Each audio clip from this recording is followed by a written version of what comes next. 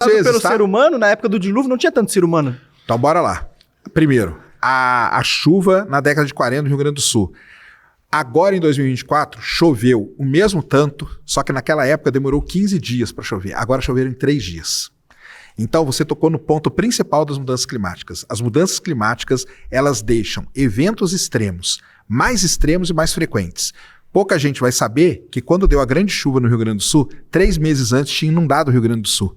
Então você teve uma grande chuva, 3 meses depois você teve outra grande chuva. Qual que é o problema disso? A população que estava tentando se recuperar da primeira grande chuva não teve tempo, porque veio outro evento extremo em cima, entendeu?